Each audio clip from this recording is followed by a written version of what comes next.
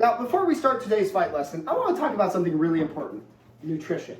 Now, when you're working on your nutrition, you always want to make sure that you're covering the 5 basic food groups. Hold on. I smell ninjas. Ninja!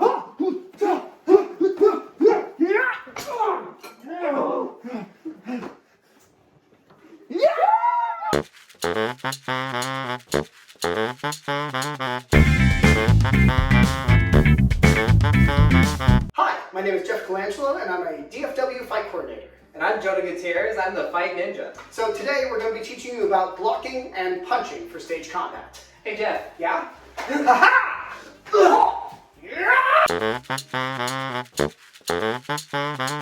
Now for your solo training, we're going to be going over 4 different techniques. The inside to outside block, the outside to inside block, the straight punch, and the hook. Now it's important to recognize that while many of these techniques may look like martial arts moves, they actually aren't martial arts moves. They're adapted for the safety of the performers. The first technique that we're going to be going over is the inside to outside block.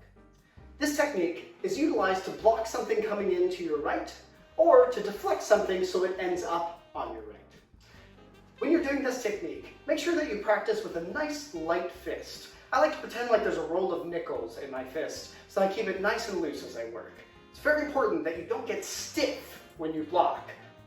This isn't really a martial arts or a karate class, so these kind of hard hits aren't useful and in fact can end up hurting your partner when you start practicing with one.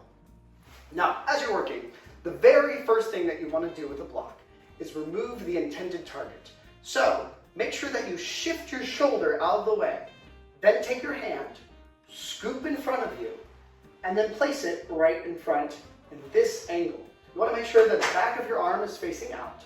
And you want to make sure that your fist is facing you, almost like it's a mirror. One more time. I remove and scoop, just like this. Altogether, it looks like this.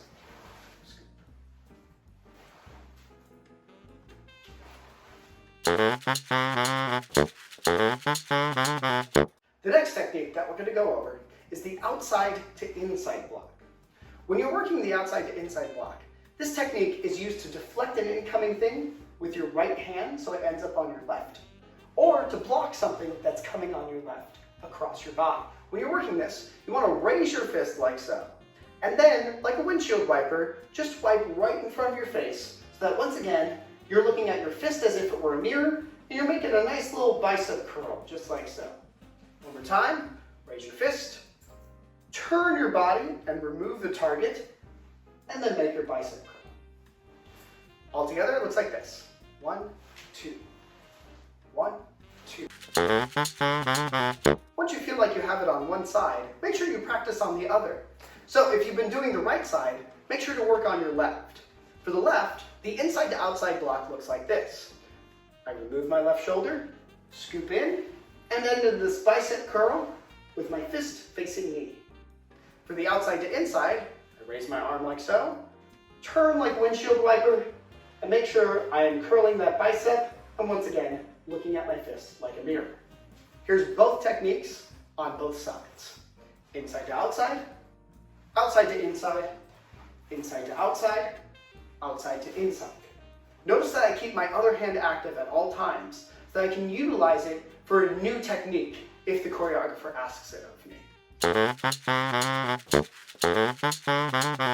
Now that we've learned our defensive techniques, it's time to go over our offensive techniques. The first thing we're going to learn is a straight punch. I like to call these water punches, because when you're practicing them, I want you to pretend that you have a jug of water in your hand. As you're working this straight punch, make sure that your jug of water doesn't turn over and spill. You also don't want to shoot this jug of water too hard, or else all the water would spill everywhere. Instead, as you're working your straight punch, all you want to do is just simply work on extending it and letting your body follow. Over time, I extend my hand, let the body follow. Notice I keep my other hand still active in case, once again, I need to be ready with a block or another technique. So, we start in our fighter stance, whether that be right leg back or right leg forward. And then after that, I extend my hand first, then let the rest of my body follow.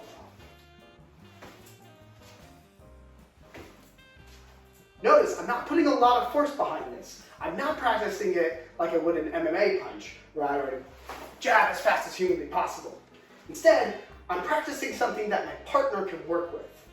Fist first, then body. I can practice this with a step as well.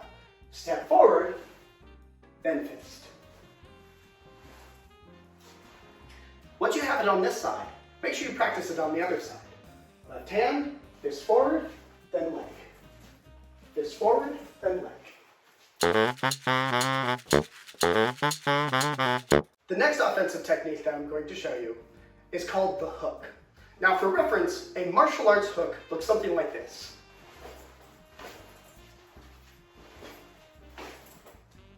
This hook is designed to knock someone out. You're using the force of your hip along with the tightness of your punch to deliver a really hard hit. This is a bad punch for stage combat punching, but it's great for real martial arts. Instead, the technique that we're going to learn is something a little more adapted. It looks like this.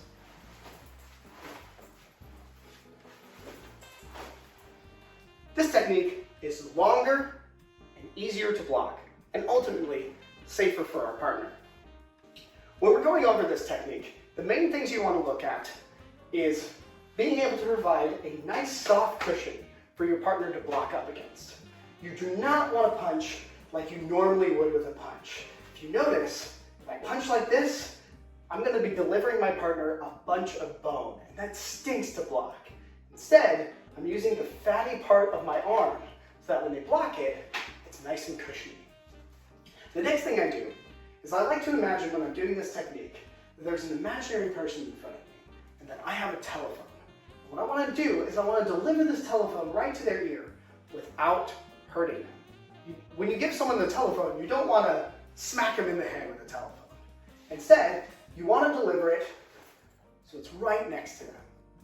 The thing I do to try to make sure that I'm not really forcing my arm or pulling it out of place or anything else like that is I do something called casting. I make the energy of my punch not have to stop at my arm right here, but instead I let it go beyond and dissipate forward. See how at that last moment I curve my punch, but then I just kind of straighten my body and my arm so it doesn't do anything. One more time, I go back, curve, curve. That curve is really important to sell the idea of a hook. So now, we're going to be putting all those solo techniques together with a partner. With your partner, choose who you want to be, either Team Jeff or Team Jonah. Team Jonah is going to demonstrate what his moves will be for this. Well, first we're going to step into a fighting stance. I want you to put one foot forward, take your other foot back, and keep them at a 90-degree angle. Next, you're going to put up your hand so that you show yourself are ready to fight. Even if the other person is not ready, their reaction is going to tell the rest of the story. But this tells the audience you're about to punch them. So, first thing we're going to do is do a front cross. I'm going to take my first hand and hand him a jug of water. So I'm going to put my fist forward and push straight towards his shoulder. Notice I'm not punching his face, and if we were to turn slightly or if I lower my hand, we've still got about 6 inches there to keep him safe. So I'm going to punch straight, handing him that jug of water. Next, I'm going to go across on the other side, and same deal, hand him a jug of water. The next thing we're going to do is take our left hand and go straight across and show him the telephone. Now I want him to pick it up, but of course he's going to block it because he doesn't want to talk to whoever's on the other end. And then my other hand is going to come across and give him the other telephone. Both times I'm not punching directly into his face or punching through him. I am lightly placing my hand where I want it to go, safely away from him. Again, 6 inches. For Team Jeff, you also will be assuming a fighting stance, and you'll be reacting to what Team Jonah has given you. On this first hit, you are going to use an outside to inside block. You're going to take this hand out and curl this around his punch over here. Notice I'm not going to hit as hard as I humanly can. That's not very nice to do to my partner. Instead, I'm just simply going to roll my hand around this punch so that he stays safe through it. You'll do the exact same thing for the next punch. And roll. Notice that I'm removing my shoulder before I move in for the block. This gives us the illusion of more movement while still keeping us safe. For the hooks, you'll do an inside to outside block. Notice when I'm doing this block, I'm not going hard in opposition either. I'm just simply placing my blocking hand in the way and getting out of the way of the problem. Same thing for the other side, inside to outside. And now we're going to put those two sequences together. I'm going to face my partner, and I'm going to get in a fighting stance along with him. Team Jonah will go through his punching sequence, and Team Jeff will react with their blocks. So Jonah will punch, I'll do an outside to inside block, and we'll move from there. Notice that we're going in super slow motion to start. You can't really learn a technique very well until you really focus in slow motion. Here's our inside to outside blocks in response to the hooks. Keep practicing this in slow motion over and over again until you feel like you have the rhythm and the movement down. Super slow. Try to get rid of any weird jolts and memory or movement as you're working like this. Once you feel like you have this down in slow motion, we're going to go to our second speed that I call walking speed. It's just like slow motion, except now we're just going to try to make it like we're going through a stroll in the park.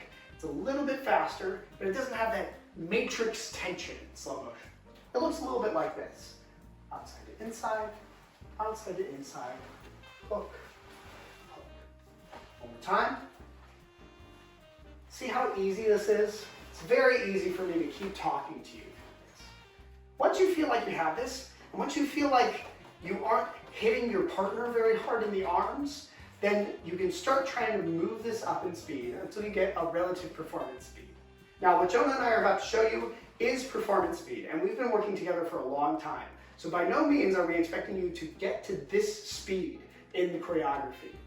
When you're working together with your partner, it's very important that even when you're practicing in performance speed, you always talk to them afterwards. If you're hurting each other's arms, talk to them. Now, let's go ahead and practice at performance speed. Ready? And go. 1, 2, 3, 4. Just like that. Thank you everyone for joining us with lesson 2. Please keep sending us videos. We loved everything you've sent so far. And please continue to send us your feedback. Once again, we love to hear how we can improve, and we'd also like to hear what kind of lessons you would like to see out of us. So, once again, thank you guys for joining us for lesson 2, and we can't wait to see you for lesson number 3.